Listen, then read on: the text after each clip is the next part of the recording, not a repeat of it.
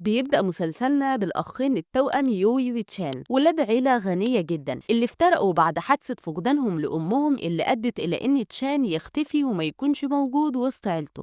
وفي يوم بتكون الجدة اللي هي كبيرة العيلة بتدعي إن حفيدها يرجع وبتحط مكافأة للي هيلاقيه، وبيكون يوي وقتها مستني بفارغ الصبر إن يعدي 3 شهور علشان لو ما ظهرش تشان أخوه هيكون يوي كبير العيلة دي كلها وكل حاجة هتكون تحت إيده هو. بنروح بعدها لتشان اللي عايش حياته دلوقتي كفرد أمن في فندق متخفي علشان يدور على حقيقة موت مامته ومين اللي تسبب في الحادث بتاعها. وبيكون تشان عارف إن الوحيدة اللي شافت وقت الحادثة دي هي مينج اللي هي مديرة الفندق اللي تشان شغال فيه، لكنها للأسف فاقدة الذاكرة ومش هتفتكر الوقت اللي حصل فيه الحادثة. بتوصل مينج وبتكون بنت جميلة قوي بتملك الفندق ده لكن عليها ديون قد كده. بتدخل مينج الفندق بتاعها وهي معاها فنجان قيم جدا والمفروض انها هتشتريه وهتدفع فيه فلوس كتيرة قوي، لكن وهي داخلة الاسانسير بيدخل وراها 2 عايزين ياخدوه منها وبيثبتوها، لكن بيظهر بطلنا المنقذ وبينقذها. وبيدخل تشان عليها وفين يوجعك وبيبدأ يضرب فيهم كلهم، وبيقدر انه يحافظ على مينج والفنجان بتاعها اللي بيتفاجئ ان الفنجان ده مزيف، لكن مينج وقتها مش بتكون مصدقاه وبتروح للخبير بتلاقيه بيأكد لها ان الفنجان ده اصلي 100%، لكن تشان بيقدر يقنع مينج ان الفنجان مزيف ومش بيخليها تشتري الفنجان الحمد لله. طبعا الخبراء اللي كانوا هيكسبوا من ورا مينج العبيطه فلوس قد كده بيكونوا مش طايقين تشان وهو بيشرح لها ان الفنجان مزيف. بتخلص مينج هناك وبتشكر تشان علشان انقذها من الحراميه ومن الفنجان المزيف اللي كانت هتلبس فيه. بتروح بعدها للين المنافس بتاع مينج واللي هيموت ويتجوزها وبيجري وراها، وكان مكلف الحراميه دول علشان يسرقوها لكن بيرجعوا له بخيبه امل انهم ما قدروش يسرقوا الفنجان منها بسبب تدخل شان وقتها. وبنلاقي لين اتعصب وما كانش طايق نفسه ورايح يشوف مين تشان ده كمان اللي طلع له فجأة. بيوصل لين علشان يطمن على مينج من الحرامية اللي تعرضوا لهم. وقتها ذكاء تشين بيشتغل تاني وبيسأل لين هو ازاي عرف موضوع الحرامية ده وبيتهموا ان هو اللي كلفهم بانهم يسرقوا مينج. بيرتبك لين وقتها من اتهام تشان وبيقول له انت طلعت لي منين بس هي كانت ناقصاك. وقتها مينج بتتدخل وبتعرفه على تشان وبتقول له ان تشان يكون خطيبها. طبعا على جانب تاني بيكون لين وتشان مصدومين وبيبصوا لبعض، هو احنا فين ولا انت بتعملي ايه بس يا مينج دلوقتي. بتدخل مينج مع تشان اللي مش فاهم حاجه ولا عارف هي ليه اتصرفت كده، وبيلاقي ان مينج بتعرض عليه انه يمثل انه خطيبها مقابل مبلغ مادي محترم، لكن دي مش اخلاق تشان ولا هو حتى محتاج للفلوس دي. فبيعرض هو عليها انهم يعملوا عقد ما بينهم كانهم بيحبوا بعض ومش هياخد منها فلوس، وبتوافق مينج وقتها على عرض تشان. وبيبدأ من هنا قصة حبهم المزيفة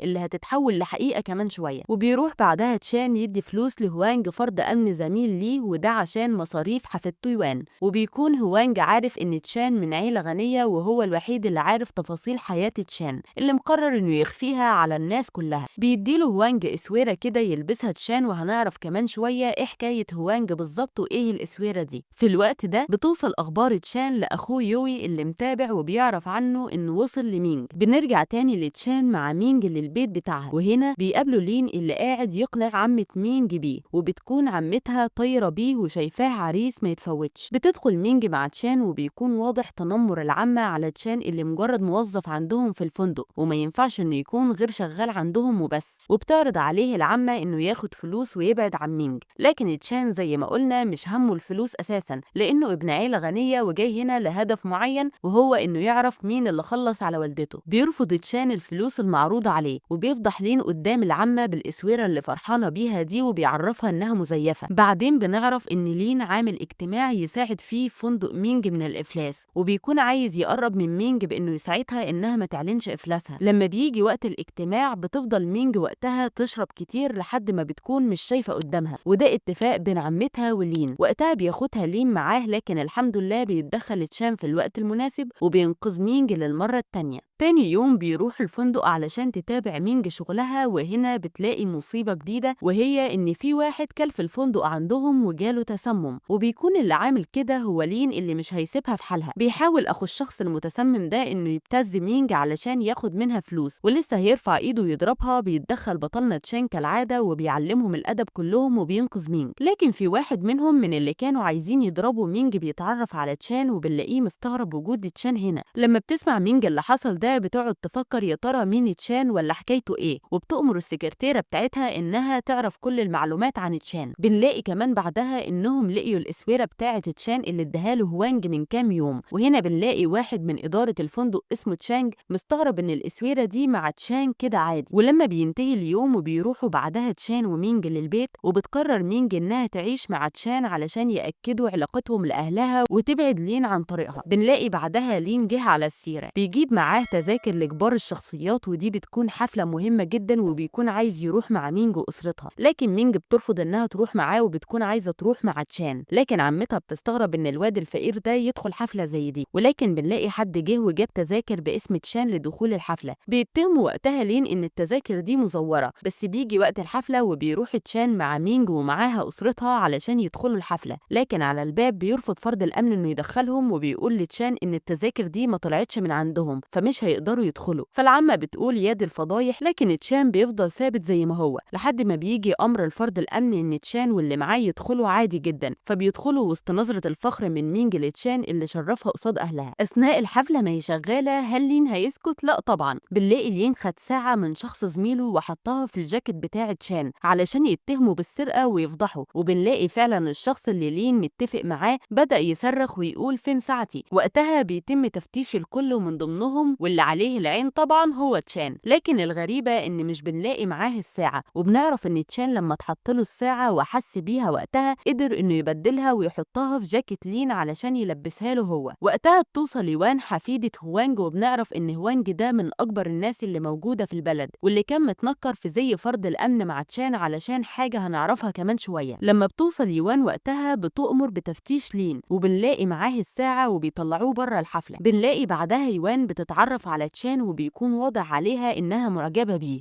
وهنا بتبدأ غيرة مينج تبان عليها لما بتشوف تصرفات يوان قدامها. وبيقرروا يوان ومينج يدخلوا في تحدي مع بعض ويشوفوا مين فيهم اللي هتاخد تشان في الآخر. بعدها بنلاقي خبر وصول تشان للحفلة وصل لهوانج اللي مسؤول عن الليلة دي كلها، وبنعرف ان هوانج ده صاحب الأعمال الخيرية اللي بتتعمل وانه من أكبر الناس، وتخفى كفرد أمن علشان محدش يعرفه ويفضل مستمر في أعماله ويحافظ عليها. في الوقت ده بيكون في مزاد وبيتنافس وقتها لين مع تشان مين فيهم هيدفع اكتر وهيجيب هديه قيمه لمين. وبنتفاجئ كلنا لما بنلاقي تشان هو اللي بيحصل على العقد الغالي ده. بنلاقي لين مستغرب هو هيدفع منين مبلغ زي ده، والعمه مش فاهمه الفقير ده جاي بالثقه دي كلها منين. وقتها بس بيظهر هوانج وبيعرفوا كل الموجودين في الحفله، وبيدي تشان العقد هديه كمان، يعني مش محتاج انه يدفع اصلا. وبعدين بيقعد هوانج مع تشان وبنعرف انهم هما الاتنين كشفوا سر بعض، زي مثلا ان هوانج عرف ان تشان جاي ومتنكر كفرد امن علشان يكون قريب من مينج ويعرف قصه وفاه مامته وازاي الحادثه حصلت، وان تشان بيكون عارف هويه هوانج كويس من الاسوره اللي اداها واللي اتعرف عليها تشانج. وقتها تشان فهم انها تخص حد مهم. بيوصي وقتها هوانج صديقه وحبيبه تشان على حفيدته يوان وان لو حصل له اي حاجه يا ريت تشان ياخد باله منها. وبعدها بيروح تشان مع مينج البيت وبيشوف وقتها ورقه فيها غياب مؤقت لذاكره مينج. هنا بيفهم انها مش فاكره اكيد الحادثه بتاعت والدته. في الليله دي بيكون فيها مطر ورعد، وبيلاقي تشان ان مينج خايفه وبتستخبى في البيت بعيد عن الصوت، وبيعرف منها ان مامتها توفت من زمان في وقت زي ده كان فيه اعصار، ومن ساعتها وهي عندها فوبيا من الجو ده. لكن تشان بيطمنها وبيفضل جنبها. وقتها بنروح بعدها للين اللي ماسك الشخص اللي اتعرف على تشان وقت الخناقه، وبيكون لين عايز يعرف حكايه تشان من الشخص ده. لكن في الوقت ده بيدخل تشان وبيدي لين علقه محترمه، ولما بيكون لين عايز يردها له بتتدخل مينج اللي بتيجي تحميه من غدر لين. بنروح لهوانج اللي بتوصل له فلاشه عليها معلومات مهمه حوالين حادثه تشان. في الوقت ده بتكون مينج بتعالج جروح تشان اللي حصلت له. وقتها بيجي له اتصال من هوانج انه تعبان وبيودع خلاص. بيوصل لتشان بعدها بيلاقيه خلاص بيفلسع، وبنلاقيه بيوصيه على حفيدته يوان، وبنودع هوانج للاسف. بيحضروا كلهم الجنازه وبيروح تشان مع مينج بعدها، واثناء ما هم في العربيه بيحكي لها تشان هو مين بالظبط، وبيعرفها هو عايز منها انها تفتكر وقت الحادث. لكن مينج بتكون مش قادره تساعده بسبب فقدان الذاكره المؤقت اللي عندها. لكن تشان عنده حل لكل مشكله، وبنلاقيه خبط بتخبط العربية خبطة بسيطة بتؤدي إلى إن مينج ذاكرتها ترجع لها لما بتتخبط. الغريب والصدمة هنا إن بنلاقي مينج افتكرت ووقتها شافت إن اللي خلص على والدة تشان واحد زيه بالظبط. بعد ما بتفوق مينج من الخبطة اللي اتعرضت لها اللي بتخليها تتعامل مع تشان بحذر جدا علشان خايفة منه، لأنه كده هو الشخص اللي خلص على مامته وعامل الفيلم ده كله علشان حاجة تانية معينة في دماغه. وبيلاحظ تشان تصرفات مينج الغريبة معاه، ولما بيكون عايز يفهم منها سبب تغيرها معاه بيلاقيها عايزة تنفصل عنه وعايزة تقطع العقد اللي بينهم علشان يبعد عنها، لكن في نفس الوقت بتكون مترددة وحاسة انه شخص كويس وما عملش حاجة لحد دلوقتي غير انه بيساعدها وبينقذها من كل مشكلة تقع فيها. بتطلع مينج بعدها على الفندق تتابع شغلها وبتلاقي الموظفين عاملين اضراب عليها وبيغنوا لها هاتي الفلوس اللي عليكي، ومنهم واحدة بتكون عايزة تقرب من مينج وبتضربها، لكن في الوقت دوت بيتدخل تشان اللي بيدافع عن مينج كالعادة. بعدها بنلاقي يوان ظهرت وعرضت على مينج عرض انها تساعدها في الفندق وتستثمر فيه، لكن بشرط هو انها تاخد تشان. وقتها مينج بتقول لها بس كده اهو عندك خديه مش مهم عندي، وبتسيبهم وبتمشي. وبيكون تشان قاعد مش فاهم ايه الصفقة اللي بتتعمل عليه دي. بتفرح يوان طبعا وقتها ومتحمسة لعلاقتهم اللي هتبدأ، لكن تشان بيهدلها الحماس ده بانه بيقول لها انها مش اكتر من اخت فاضلة ليه وهو مش شايفها حبيبة ولا حاجة. بيرجع تشان وقتها لمينج وبيلاحظ انها غيرانة جدا من اللي حصل، لكنها بتحاول انها تداري ده وبتنكر مشاعرها. وبعدين بنلاقي يوان تاني يوم جابت شنطتها وحاجتها وقررت انها تعيش معاهم في البيت، بما ان تشان قال لها انها زي اخته فلازم تكون من ضمن العيلة وتسكن معاهم. بجحة بس عسولة والله. تاني يوم بنلاقي مينج بتعامل تشان في حدود الشغل وبس، وبتحاول انها تبعده عنها، لكن تشان بيكون عارف انها بتحبه ومش بيكون عايز يبعد عنها. في الوقت ده بنلاقي يوان جايباله لبس وساعة وجزمة غاليين جدا علشان يلبسهم كزي جديد يميزه وهو فرد امن للفندق، لكن تشان بيرفض الهدية دي وبيقول لها للمرة المليون انه بيحبها زي اخته مش اكتر، ولولا وصية جدها ما كانش هيهتم ليها ولا يعبرها. بنروح بعدها ليوي اللي قاعد يتابع اخبار تشان وبيكون مش عايز يظهر على الساحة ولا يكون موجود اساسا علشان ما يشاركهوش في الميراث بتاع العيلة، ويفضل يوي هو الكبير بتاع العيلة. تاني يوم بتوصل مينج لفندقها زي كل يوم، لكن في اليوم ده بتلاقي الموظفين كاتبين يفط وقاعدين يقولوا عليها كلام كتير، ودي طبعا حركة معمولة ضدها علشان يوقعوها. بيتدخل وقتها تشان اللي بيكون متأكد ان في حد عامل في مينج الحركة دي وان في مؤامرة ضدها، وهنا بنعرف ان اللي عامل كده فعلا هو لين بمساعدة يوان علشان هدفهم واحد، وهو ان لين ياخد حبيبته مينج وهي تحصل على تشان. بعدها بنلاقي مينج قاعدة مع تشان علشان يوصلوا لاتفاق بإنهاء العقد بينهم، ووقتها بيوافق تشان على قرار مينج وبينهوا علاقتهم. للأسف قصة حب ما شافتهاش الشمس. قبل ما مينج بتمشي وبترجع لأوضتها بتشوف يوان اللي ما بتصدق إن تشان بقى ليها وهي ماشية معاه. بتفضل مينج وقتها تفكر وتسأل نفسها إذا كانت تشان مع يوان سوا دلوقتي ولا لأ، وبتفضل غيرانة وعايزة تروح تطب عليهم. وفعلا بتوصل مينج وقتها وبتلاقي تشان كان مستنيها، وبيجي الصحفيين ويصوروهم وبيأكدوا علاقتهم من تاني والحمد لله. وتاني يوم بنلاقي إن مينج قررت تبيع البيت علشان تساعد نفسها من اللي هي فيه، لكن وقتها عمتها بتستقبلها بألم كده علشان اتصرفت من دماغها وباعت البيت. بيقرر مينج وتشان بعدها إنهم يرجعوا لبعض ويتجوزوا، والمرة دي بجد عكس المرة اللي فاتت. لكن يا فرحة ما تمت بيجي اتصال لتشان وبعدها بنلاقيه اتخطف من لين اللي بيهدده بحياته. وقتها بتتدخل يوان اللي بتتنازل عن كل ثروتها وكل اللي عندها مقابل اللي لين يسيب تشان يروح سليم. بعدها بتطلع يوان على الشركة اللي كانت بتاعتها وبتلاقي إن لين قاعد هناك بكل برود بما إنه المالك الجديد للشركة، وبكل بجاحة بيأمر الحراس إنه يطلعوا يوان من الشركة. وقتها بتطلع يوان على مينج وتشان وبتكون عايزاهم يسامحوها علشان لين ضحك عليها وخد منها اللي وراها واللي قدامها. وقتها مينج بتعاملها بطريقة لطيفة جدا وبتسمح لها المرة دي إنها تسكن معاهم وتكون جنبهم، لا وكمان بيساعدها تشان وبيروح للين اللي قاعد بيعمل اجتماع. وبنلاقي إن تشان كان مسجل للين في الوقت اللي خطفوا فيه وهدد يوان بإنها تمضيله على كل حاجة بتملكها، وهنا بيبطل العقد اللي يوان مضت عليه وبيرجع تشان وقتها ليوان كل حاجتها اللي خدها منها لين. بيلاقي لين وقتها نفسه مش عارف يلاقيها منين ولا منين، فبيكون عايز يهرب، لكن تشان بيكون مبلغ عنه البوليس كده كده، لكن بيقدر لين انه يهرب من البوليس. وبيروح بعدها ليوي وبيكون وقتها لين مصدوم من يوي اللي شبه تشان جدا لكنه عكسه في الشخصية، وبيتفقوا هما الاتنين انهم يتأمروا ضد تشان ومينج.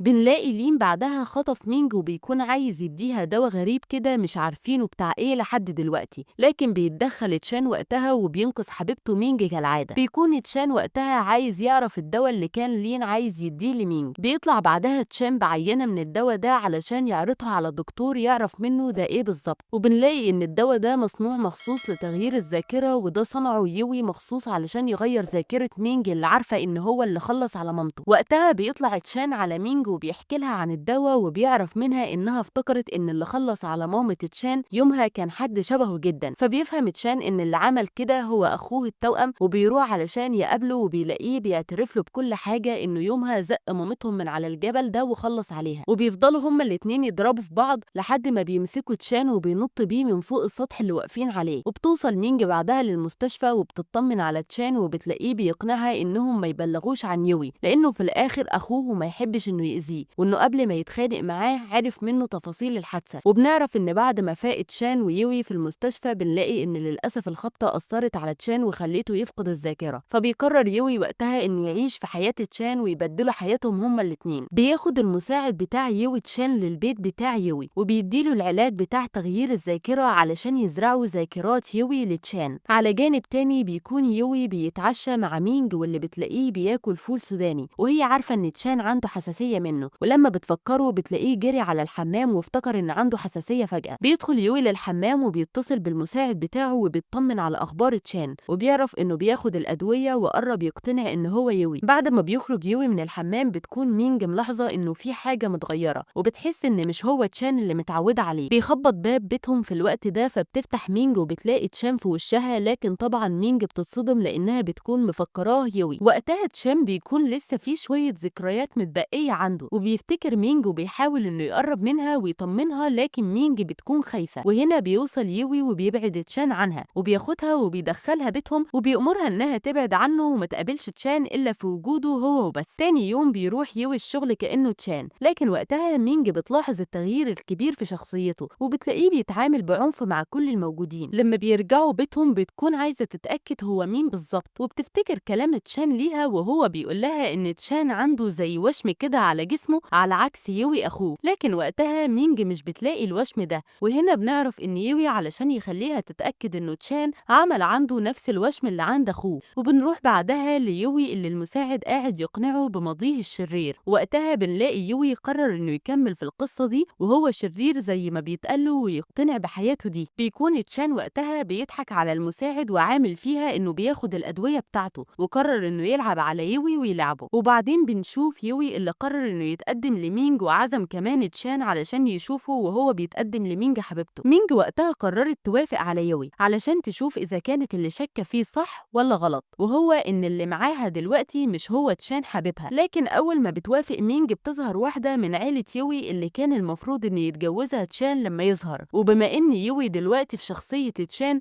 فبيتحط قدام الامر الواقع. وبنعرف ان ده باتفاق بين تشان والست دي علشان تعطل جواز يوي من مينج. بعد ما بينسحب يوي والست دي من القعده فبتسال مينج اللي معاها دلوقتي اذا كان هو تشان ولا لا، وبيعرفها ان هو تشان، لكن على طول بتلاقي تصرفاته رجعت قاسيه ومش مفهومه من تاني. وبتقعد بعدين مينج مع يوي وبتفتكر كلام الست اللي ظهرت دي وبتحذرها وقالت لها تاخد بالها من الشخص اللي معاها. وبتكون مينج قلقانه وعايزه توصل للحقيقه، فبتقرر انها تحط له منوم في العصير علشان تنام وتجرب تفتح التابلت بتاعه. وبعدين بنروح للست دي اللي بتلاقي تشان بيدور في حاجه يوي وبتعرفه ان اهم حاجه تخص يوي دايما بيكون شايلها معاه مش بيسيبها بعيد عنه. وبنرجع لمينج اللي جابت التابلت وعايزه تفتحه، لكن وهي بتحاول تفتحه بالبصمه بتاعه يوي بتلاقيه فجاه قام من النوم وقال لها مفاجاه يا فوزي مفاجاه. وهنا بتكذب مينج عليه وبتقول له انها نسيت الباسورد وكانت عايزه تشوف حاجه على التابلت بتاعه، فبيفتحوا لها عادي جدا لانه مش سايب عليه حاجه. وبتقابل مينج بعدها تشان اللي شاكه فيه ومتاكده ان هو تشان الحقيقي، وبتاكد له انها عارفه دوت، لكن هو مش بيديها رد مقنع. وقتها بتوصل مينج للبيت وبتلاقي فلاشه، وهنا بتلاقي يوي اتعصب عليها جامد لما مش بترضى انها تديها له، فبتجري مينج من يوي، لكن بيظهر تشان اللي بيحميها وبيضرب يوي على دماغه. وقتها تشان بيطمن مينج وبتتاكد ان هو ده تشان الحمد لله. بيقعدوا يتفرجوا سوا على الفلاشه وبيشوفوا وقت حادثه